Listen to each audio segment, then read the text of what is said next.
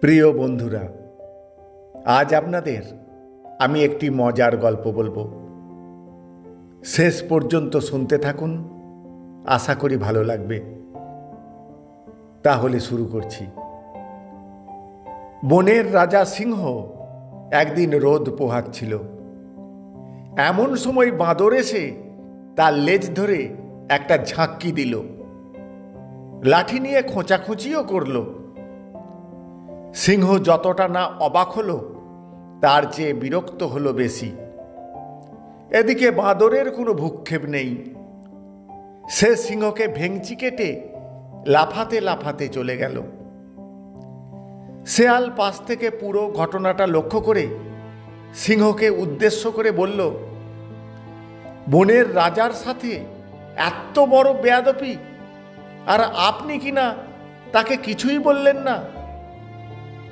সিংহ মৃদু হেসে বলল, বলার সময় এখনো ফুরিয়ে যায়নি, একটু অপেক্ষা করো, সব কিছু দেখতে পাবে। কয়েকদিন পর হঠাৎ করেই বাঁদর সিংহের সামনে এসে পড়ল এবং সিংহ তাকে সেখানেই এক থাপ্পড়ে শেষ করে দিল।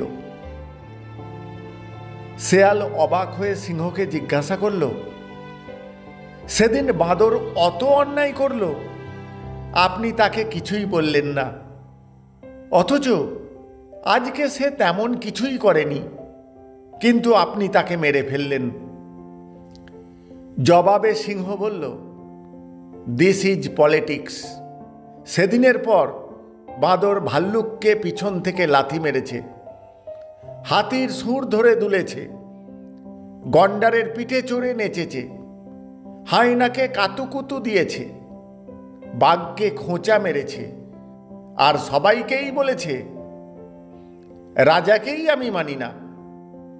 সেখানে তুমি কে? সেদিন ওরে মারলে সবাই বলতো আমি বনের রাজা হয়ে ক্ষমতার অপব্যবহার করছি। আজকে একটু পর দেখবে সবাই এসে বলবে, থ্যাংক ইউ রাজা সাহেব। বুঝলে তো, মাঝে মাঝে লাই দিয়ে মাথায় তুলতে হয়, যাতে শক্ত করে আছাড় দিলে কেউ কিছু মনে না করে এবং আপদ শেষ হয়ে যায় একেবারে। এই হলো গল্প। আশা করি আপনাদের ভালো লেগেছে। ভালো লাগলে বন্ধুদের মধ্যে শেয়ার করে তাদেরও শোনার সুযোগ করে দেবেন। ধন্যবাদ।